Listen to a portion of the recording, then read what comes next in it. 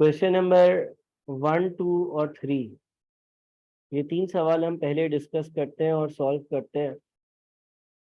Question number 1 जो है इसमें लिखा हुआ है सेलिंग प्राइस पर unit 15, variable cost per unit 5, fix cost ₹100, prepare profit and loss statement for 5 units, 10 units, 15 units.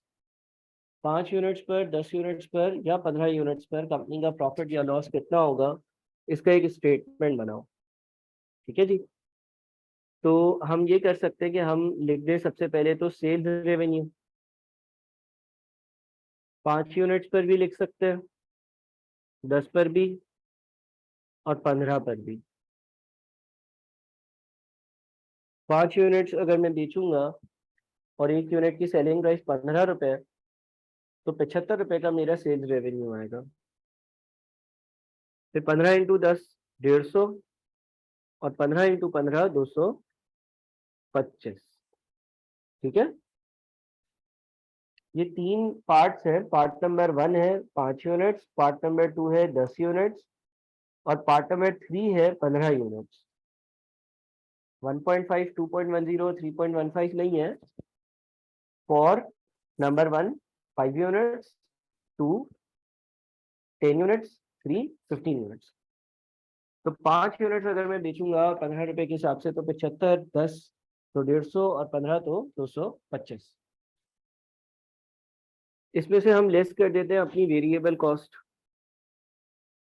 Less variable cost, एक यूनिट की वेरिएबल कॉस्ट 5 है तो 5 यूनिट्स की हो गई 25। एक यूनिट की 5 है 10 यूनिट्स की हो गई 50। एक यूनिट की 5 है 15 यूनिट्स की हो गई 75। सेल्स रेवेन्यू में से जब हम वेरिएबल कॉस्ट माइनस करते हैं, तो हमने लास्ट क्लास में भी पढ़ा था कि जो अमाउंट बच जाता है वो कंट्रीब्यूशन कहलाता है। 50, 100, 150। और जो हमारी फिक्स कॉस्ट है वो 100 है, तो यहाँ से फर्दर लेस कर देते हैं। फिक्स कॉस्ट 100 रुपये, 100 रुपये, 100 रुपये।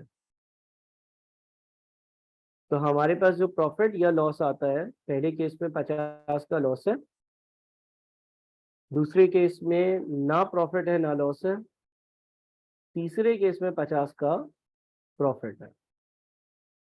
ठीक है जी। तो ये हमारा पहला सवाल सॉल्व हो गया। उसने ये पूछा था कि प्रॉफिट एंड लॉस स्टेटमेंट बनाओ 5, 10 और 15 यूनिट्स का, वो हमने बना लिया। दूसरा जो क्वेश्चन था उसमें उसने पूछा हुआ है कि सेलिंग प्राइस 15 है, वेरिएबल कॉस्ट पर यूनिट 5 है, फिक्स कॉस्ट 100 है, एक्चुअल यूनिट सोल्ड 15।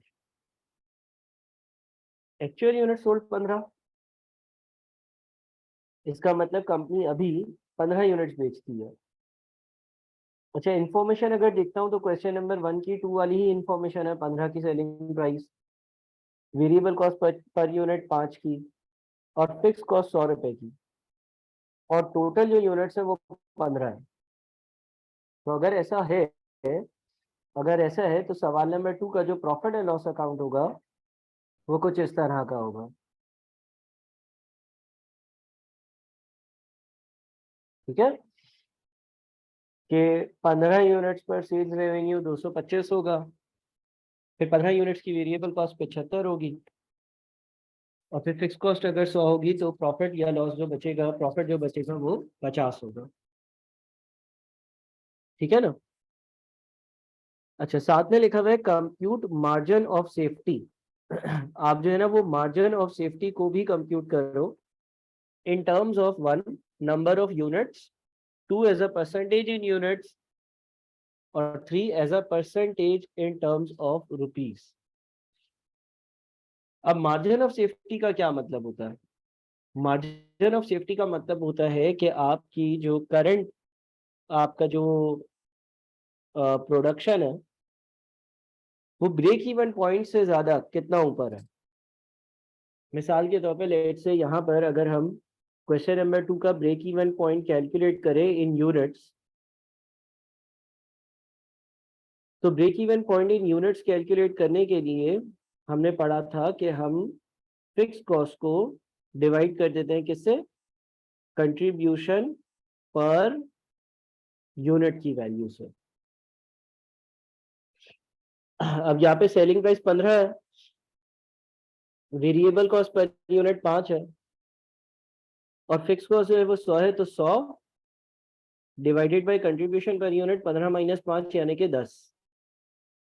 यानी कि हमारा जो break even point in units होगा ना वो 10 यूनिट्स होगा। Break even point in units जो होगा वो 10 यूनिट्स होगा, 10 यूनिट्स होगा। 10 यूनिट्स कंपनी जब बना लेगी तो उसके बाद कंपनी को ना प्रॉफिट होगा ना लॉस होगा। ठीक है। अब मार्जिन ऑफ सेफ्टी का मतलब क्या है? Margin of safety in terms of number of units का मतलब ये है कि कंपनी की जो एक्चुअल प्रोडक्शन है या कंपनी की जो एक्चुअल यूनिट्स है वो ब्रेक इवन पॉइंट के यूनिट से कितने ज्यादा है।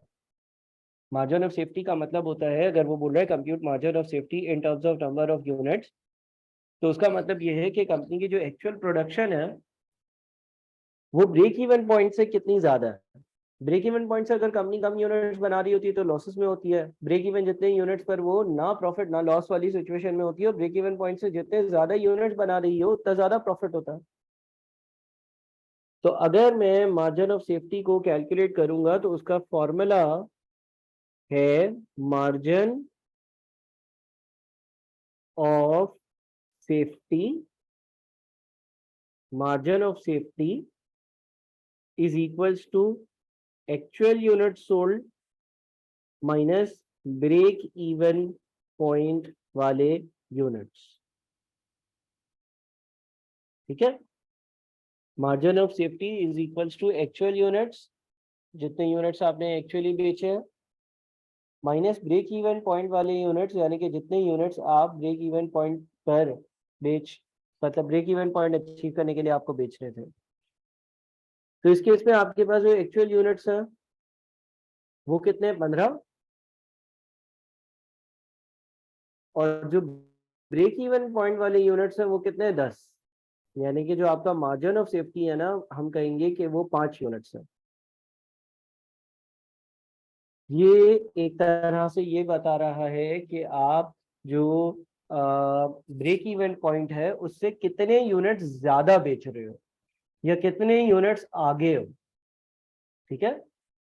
तो अगर मेरा मार्जिन ऑफ सेफ्टी 5 यूनिट्स आ रहा है तो उसका मतलब ये हो गया कि भाई मैं ब्रेक इवन से 5 यूनिट आगे हूँ। यानी कि ब्रेक इवन तो 10 यूनिट्स पर आ जाता है।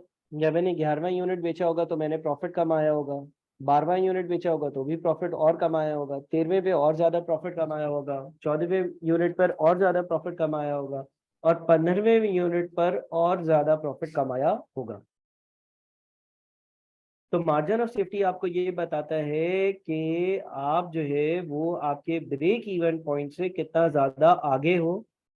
मार्जिन ऑफ सेफ्टी आपको ये बताता है कि ब्रेक इवन पॉइंट जो है उससे आप कितनी बेहतर या अच्छी पोजीशन में हो, या आपके actual unit break even point से कितने ज्यादा है, कितने आगे हैं, या आप कितना सेफ रीजन में हो। सेफ्टी इसका क्या मतलब सर? देखो अगर मैं मिसाल के तौर पर अभी 15 यूनिट बेच रहा हूँ, लेकिन अगर मैं एक यूनिट कम बेच पाऊँ, 14 बेच पाऊँ, तो भी मैं प्रॉफिट में होऊंगा। मैं 2 यूनिट कम बेचूँ और 13 यूनिट बेच पाऊँ तो भी मुझे लॉसेस नहीं होंगे। 12 यूनिट बेचो तो भी लॉसेस नहीं होंगे, 11 यूनिट बेचो तो भी लॉसेस नहीं होंगे, 10 यूनिट बेचो तो भी लॉसेस नहीं होंगे, 9 यूनिट बेचूंगा तो लॉस में चला जाऊंगा।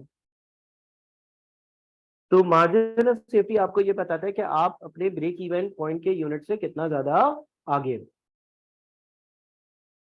अच्छा, समटाइम्स क्या होता है कि आपको सवाल ये बोलेगा कि आप margin of safety as a percentage in units ढूंढो, या ऐसा भी हो सकता है कि लेट से ये तो यूनिट्स में ढूंढना है ना अपने मार्जिन ऑफ सेफ्टी 5 यूनिट्स। ऐसा हो सकता है कि margin of safety in rupees, in dollars या इन करेंसी ढूंढो। तो उसके लिए जो मार्जिन ऑफ सेफ्टी के यूनिट्स आपके पास आए हैं उसको आप मल्टीप्लाई कर दोगे सेलिंग प्राइस से, यानी कि 5 इंटू एक यूनिट की सेलिंग प्राइस है 15, जो कि आता है 75। ठीक है। या फिर margin of safety in rupees ढूंढने के लिए आप एक्चुअल सेल्स रेवेन्यू और ब्रेक इवन पॉइंट वाला जो सेल्स रेवेन्यू है, ब्रेक इवन पॉइंट वाला जो सेल्स रेवेन्यू है, इन दोनों का डिफरेंस लोगे। एक्चुअल सेल्स रेवेन्यू का मतलब ये है कि अभी करंटली एज ऑफ नाउ मैं 1 यूनिट 15 का बेचता हूँ और मैं अगर 15 यूनिट बेच रहा हूँ तो मेरा सेल्स रेवेन्यू 225 है। और ब्रेक इवन पॉइंट का जो सेल्स रेवेन्यू है, ब्रेक इवन पॉइंट 10 आ रहे हैं और 1 यूनिट 15 का बेचता हूँ तो 150 रुपए पे ब्रेक इवन पॉइंट है, यानी कि ब्रेक इवन से मेरी 75 रुपए की सेल्स जो है वो ज्यादा है। ठीक है। अच्छा, कंट्रीब्यूशन पर यूनिट 10 क्यों है, ये किसी का सवाल आया है। देखो बेटा, कंट्रीब्यूशन पर यूनिट जो है उसको कैलकुलेट करने के लिए लास्ट क्लास में हमने पढ़ा था कि हम सेलिंग प्राइस में से वेरिएबल कॉस्ट पर यूनिट को माइनस करते हैं। सेलिंग प्राइस हमारी 15 है, वेरिएबल कॉस्ट पर यूनिट हमारा 5 है, तो हमारी कंट्रीब्यूशन पर यूनिट जो होगी वो 10 आएगी। क्लियर है। अच्छा, margin of safety as a percentage in units का फॉर्मूला भी मैं बता देता हूँ। Margin of safety in terms of percentage, actual sales units minus break even point units divided by actual sales units. एक तो ये है। दूसरा, margin of safety in percentage के लिए actual sales revenue minus break even point sales revenue divided by actual sales revenue. ये दूसरा तरीका है। ठीक है, तो आप जरा margin of safety in percentage calculate करो। हफ्सा आपकी क्या बिल्कुल पहली क्लास है बेटा? हफ्सा आपकी क्या बिल्कुल पहली क्लास है बेटा? पिछली 2 क्लासेस आपने देखी हैं, 1 और 2 देखी हैं। देखो, ये break even point in units है बेटा। अगर मुझे break even point in terms of units चाहिए तो ये ठीक है, लेकिन अगर मुझे break even point in terms of sales revenue चाहिए तो break even point in units को हम सेलिंग प्राइस से मल्टीप्लाई करते थे। सेलिंग प्राइस 15 है तो break even point in terms of sales revenue 150 आएगा। ठीक है। Break even point in sales revenue निकालने के लिए break even point in units को हम सेलिंग प्राइस से मल्टीप्लाई करते थे, ये हमने लास्ट लेक्चर में पढ़ा था।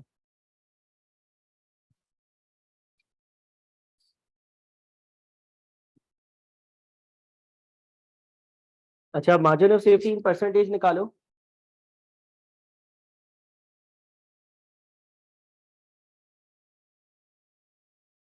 Margin of safety in percentage के लिए actual sales units minus break even point units divided by actual sales units, या फिर actual sales revenue minus break even sales revenue divided by actual sales revenue.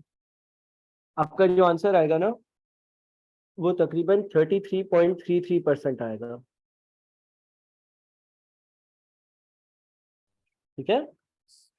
तो margin of safety आपको ये बताता है कि आप करंटली जो आपका ब्रेक इवन पॉइंट है उससे ऊपर या उससे ज्यादा कितने यूनिट्स बेच रहे हो।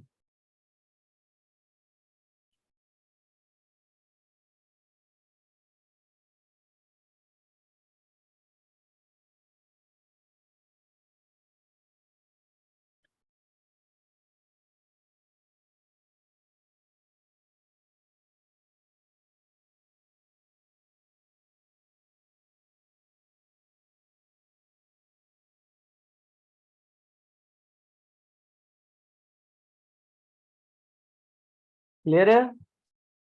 अच्छा, तीसरा क्वेश्चन। तीसरा क्वेश्चन। ठीक है। तीसरा जो क्वेश्चन है ना, तीसरा जो क्वेश्चन है उसमें लिखा हुआ है कि सेलिंग प्राइस पर यूनिट 15 है, वेरिएबल कॉस्ट पर यूनिट 5 है, फिक्स कॉस्ट 100 रुपए की है। Compute units to be sold to achieve target profit of ₹50। Compute amount of sales revenue at target profit of ₹50। अब जरा इसको समझते हैं हम कि टारगेट प्रॉफिट क्या चीज है। देखो, कंपनी ने बोल दिया कि भाई हम 1 यूनिट 15 रुपए का बेचते हैं। कंपनी ने बोल दिया हम 1 यूनिट जो है वो 15 रुपए का बेचते हैं। कंपनी ने ये बोल दिया कि वो यूनिट जो हम बेचते हैं हमें उसकी वेरिएबल कॉस्ट 5 रुपए पड़ती है। ठीक है। अच्छा, अब अगर 15 का बेचते हो और 5 रुपए उसकी वेरिएबल कॉस्ट है तो मुझे सबसे पहले ये बताओ कि कंट्रीब्यूशन पर यूनिट कितनी होगी। अगर सेलिंग प्राइस 15 रुपए है और वेरिएबल कॉस्ट पर यूनिट 5 रुपए है, तो कंट्रीब्यूशन पर यूनिट, एक यूनिट से जो कंट्रीब्यूशन आ रही होगी, कंट्रीब्यूशन पर यूनिट कैसे कैलकुलेट होती है? Selling price minus variable cost per unit. तो हमारी जो कंट्रीब्यूशन पर यूनिट होगी वो होगी 10। ठीक है। फिक्स कॉस्ट 100 रुपए है। Computer units to be sold to achieve target profit of ₹50। Company आपसे ये पूछ रही है कि बताओ अगर मुझे 50 रुपए का प्रॉफिट कमाना हो, कंपनी आपसे ये पूछ रही है कि बताओ अगर मुझे 50 रुपए का प्रॉफिट कमाना हो, अगर मुझे 50 रुपए का मुनाफा चाहिए हो, तो मुझे कितने यूनिट्स बेचना पड़ेंगे? अब इसका एक फॉर्मूले वाला तरीका है, वो देख लेते हैं। Units for target profit.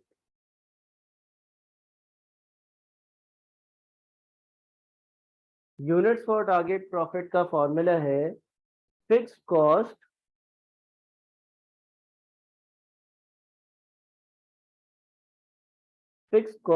Plus target profit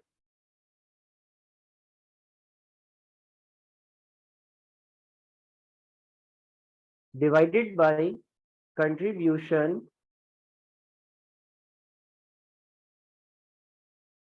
per unit. ठीक है, पहले तो ये जो फॉर्मूले वाला तरीका है, इससे इसको जरा कैलकुलेट करते हैं। हमारी फिक्स कॉस्ट है 100 रुपए।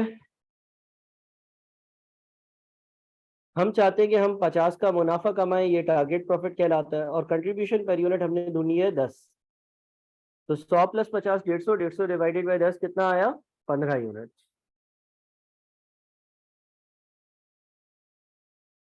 इसका मतलब इस फॉर्मूले से हमारा जो आंसर आ रहा है ना, इस फॉर्मूले से हमारा जो आंसर आ रहा है वो आ रहा है कि भाई 15 यूनिट्स बनाकर बेचोगे तो 15 यूनिट्स बनाकर बेचकर आप 50 का मुनाफा कमा लोगे। इसको आप प्रूव भी कर सकते हो, ऐसे प्रूव कर सकते हो कि देखो अगर मैं 15 यूनिट बेचूंगा, अगर मैं 15 यूनिट बेचूंगा तो सेल्स रेवेन्यू कितना होगा? 15 यूनिट बेचूंगा और एक यूनिट 15 का है तो सेल्स रेवेन्यू 225 होगा। लेस कर दो इसमें से वेरिएबल कॉस्ट, एक यूनिट की 5 रुपए है तो 15 यूनिट की 75 होगी। इसको माइनस करोगे तो कंट्रीब्यूशन आ जाएगा 150 का, और उसमें से आप लेस कर दोगे आपकी फिक्स कॉस्ट। फिक्स कॉस्ट जो है वो आपकी 100 रुपए है। तो देखो वाकई में ऐसा ही हो रहा है कि जब मैं 15 यूनिट बेचूंगा तो मेरा मुनाफा या मेरा जो प्रॉफिट होगा वो 50 रुपए होगा। इसका मतलब मेरा आंसर सही आ रहा है। ये एक तरीका हो गया। ठीक है। तो अगर आपको किसी भी सवाल में यूनिट्स फॉर टारगेट प्रॉफिट चाहिए होंगे, यानी कि XYZ अमाउंट ऑफ प्रॉफिट कमाने के लिए मुझे कितने यूनिट्स बेचने हैं, इस तरह से अगर कोई सवाल आपसे पूछेगा, तो आप जो है वो फिक्स कॉस्ट में टारगेट प्रॉफिट को ऐड करना और कंट्रीब्यूशन पर यूनिट से डिवाइड कर देना। जितने भी आपके यूनिट्स आएंगे आंसर आएगा उतने, अगर आप यूनिट्स बेच रहे होगे तो जो लिखा हुआ प्रॉफिट है वो आपको अचीव हो रहा होगा। ये एक तरीका है इस सवाल को सॉल्व करने का। ठीक है, ये एक तरीका। इसमें कोई मसला है तो मुझे बताओ। ये हमने प्रूव करके भी दिखा दिया कि वाकई में 15 यूनिट्स पर मेरा जो टोटल प्रॉफिट है ना वो 50 रुपए ही है।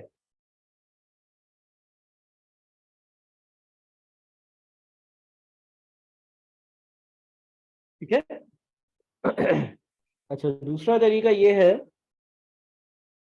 कि हम एज्यूम मैथमेटिकल इक्वेशन बनाए। हमें पता है सेल्स रेवेन्यू में से अगर हम टोटल कॉस्ट को माइनस करते हैं तो क्या आता है? प्रॉफिट आता है। सेल्स रेवेन्यू में से अगर हम टोटल कॉस्ट को माइनस करें तो क्या आता है? प्रॉफिट आता है। हम एज्यूम करें कि हम लोग जो है ना वो एक्स यूनिट्स बेच रहे हैं। हम एज्यूम कर लें कि हम एक्स यूनिट्स बेच रहे हैं। तो हमारा जो सेल्स रेवेन्यू होगा वो होगा selling price multiplied by number of units यानी कि 15x। टोटल कॉस्ट होगी उसमें वेरिएबल हिस्सा होगा 5 into x और जो फिक्स्ड हिस्सा होगा वो 100 होगा और जो प्रॉफिट मुझे कमाना है वो 50 कमाना है। तो 15x माइनस 5x 10x बचता, 10x minus 100 is equals to 50, 10x is equals to 150 और यहाँ पर भी x is equals to 150 divided by 10 यानी कि 15। ठीक है।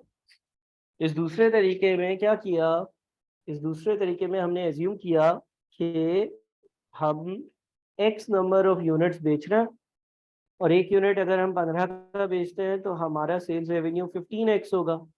हम x यूनिट्स बेच रहे हैं और एक यूनिट अगर हम 15 का बेचेंगे तो हमारा सेल्स रेवेन्यू 15x होगा। टोटल कॉस्ट की जब हम बात करते हैं तो 5x हमारी वेरिएबल कॉस्ट है और 100 हमारी फिक्स कॉस्ट है। 5x क्यों, एक यूनिट की वेरिएबल कॉस्ट 5 है multiplied by number of units जो कि x है, तो हमारे पास वेरिएबल कॉस्ट आ गई, फिक्स कॉस्ट 100 है, तो इसको हमने सॉल्व किया तो हमारे पास फाइनल आंसर जो है ना वो 15 आ रहा है। क्लियर है? ठीक है। ये आंसर और ये आंसर दोनों सेम आ रहे हैं। अब आपकी मर्जी है, आप किसी भी तरीके से इसको सॉल्व करो, इक्वेशन बनाकर करो या फिर आप जो है वो फॉर्मूले से करो। मतलब इसका ये है कि भाई अगर मैं 15 यूनिट्स बनाकर बेचूंगा तो मुझे ना प्रॉफिट होगा, ओ सॉरी, मैं 15 यूनिट्स बनाकर बेचूंगा तो मेरा जो टारगेट प्रॉफिट मेंशन है वो अचीव हो रहा होगा, यानी कि मैं 50 रुपए का प्रॉफिट कमा रहा होऊंगा।